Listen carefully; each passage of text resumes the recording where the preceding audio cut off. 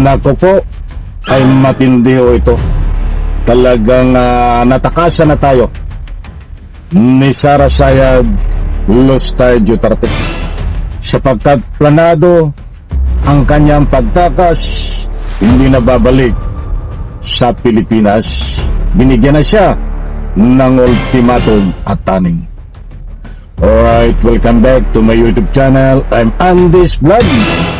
Mga kaibigan, heto ho, araw ng Lunes, mainit-init pa, kapapasok pa lang na mainit. Latest update kay Sara Sayad Lustay. Mantakin nyo ho, talagang matalinong kawatan ho ito. Dito na yo pumapasok yung kanyang plan A, plan B na mga sinasabi niya. Napakinabangan niya ho sapagkat talagang ang plano niya ang A, plan A, kunwari magbabakasyon. Yung pala ay papunta sa plano na plan B na tuluyan ng tatakas at babalik pa ba ito ng Pilipinas? Kaibigan, isang like na mainit-init pang like nyo sa video na ito kung nagustuhan nyo po. Please subscribe my YouTube channel. Pwede rin po kayo mag-share, mag-comment. Huwag pong kalimutan itong isang like lang. Ito, ngayong araw po na ito ay ginaganap din ang live coverage tungkol dito sa isa na namang hatol sa impeachment laban kay Sara Sayad Lustay. Kapag mayroon pa po tayong time, oras, ay pupuntahan po natin ang live yun, mga kaibigan, kung ano ang kaganapan live ng hearing po tungkol sa impeachment na ito. Isang uri na naman nahahatulan kahit nagtatago itong si Sara Sayad diyan sa ibang bansa. Ito po, gusto ko munang ibahagi sa inyo itong ultimatum na ibinigay ho sa kanya kahit siya po ay nandun sa pinagtataguan sa ibang bansa. Hindi po natin alam kung ito ay nagtatago sa loob ng Embornal sa ibang bansa. O ito po muna bago tayo tumungo doon sa live coverage. O ito, ang expectation po natin dyan, within the next 2 weeks, we will have that submitted to the Senate and we have impeached the Vice President. Sa unang araw ng balik sesyon ng Kongreso, kasunod ng break, pagtitibayin na ng House Justice Committee ang report nito matapos makitaan ng probable cause para i-impeach si Vice President Sara Duterte sa Kamara. Muling magpupulong ang komite para sa adoption ng committee report. Ayon kay House Justice Committee Chairperson at Batangas 2nd District Representative Jervy Luistro, natapos na ng panel ang constitutional duty nito na pagtukoy sa sapat na batayan para ubusan ang proseso ng impeachment sa pamamagitan ng mga nilatag na ebidensya, dokumento at testigo ng mga complainant. ayan po mga kaibigan, buhat sa UNTV. Ibinahay ko po sa inyo at marami po ang nagtatanong tungkol dito kung ano na nangyari sa impeachment. At siyempre nandyan binigyan po ng ultimatum itong si Sara Sayad kahit siya po ay nandyan sa kanyang pinagtataguan sa ibang bansa. Ang sabi ko nga dito sa balita na ito ay ulitin ko po natin para lubos nyo pong maunawaan. Ang expectation po natin dyan, within the next 2 weeks, we will have that submitted to the Senate and we have impeached the Vice President. Sa unang Maliwanag ko, mga mahal kong taga-subaybay, within the next 2 weeks ay matatransmit, may papadala ang impeachment diyan po sa Senado para litisin diyan sa Senado itong si Sara Sayad Lustay, ayon sa binahay ko po sa inyo from UNTV na balita. Maliwanag ko dito na kahit si Sara Sayad ay nandiyan sa kanyang pinagtataguan, ay binigyan ng ultimatum na siya ay mai-impeach na.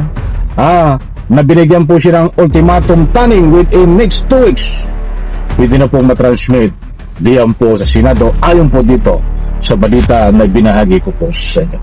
Babasa lang po tayo ng ilang komento dahil importanteng mahalaga na itong mga humihiling na mga netizens, mga kapwa natin Pilipino na sumusubaybay sa impeachment, kung pwede na basahin ng kanilang mga public opinion. Dito lang tayo kumuha sa aking YouTube channel na marami pong nagbibigay ng anumang public opinion. Ito,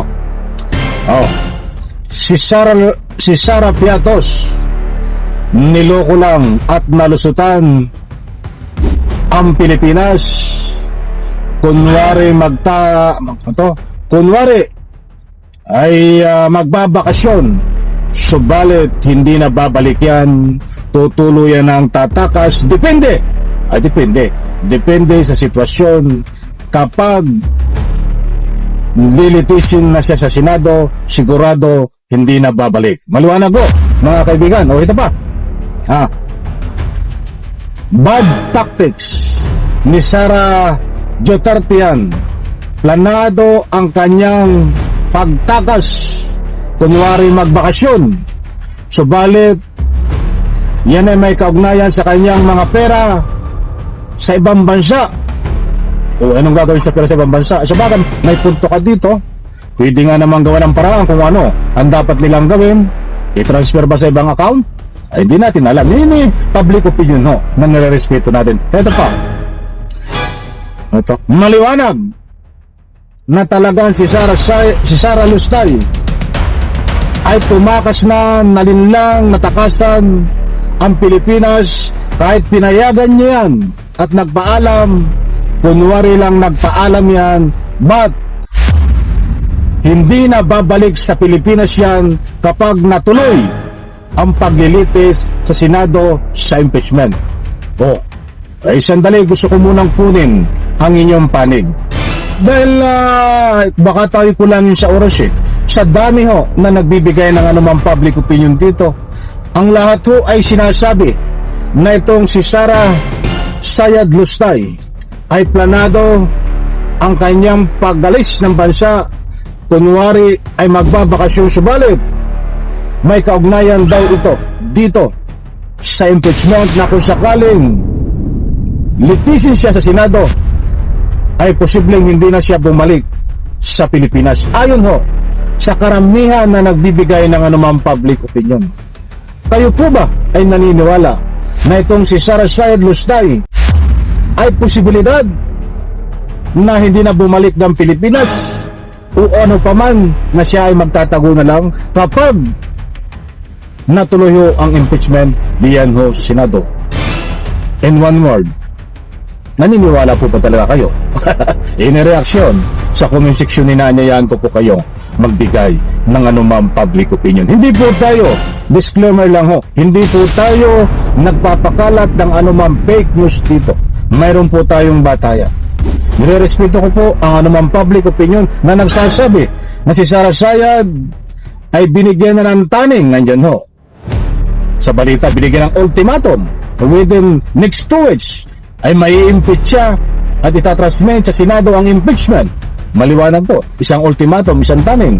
At syempre, ayon sa nagbibigay ng public opinion, ito ay tuluyan ng tumakas, natakasan na ang Pilipinas, nagkunwari na magbabakasyon, subalit hindi na babalik ng Pilipinas, depende sa sitwasyon.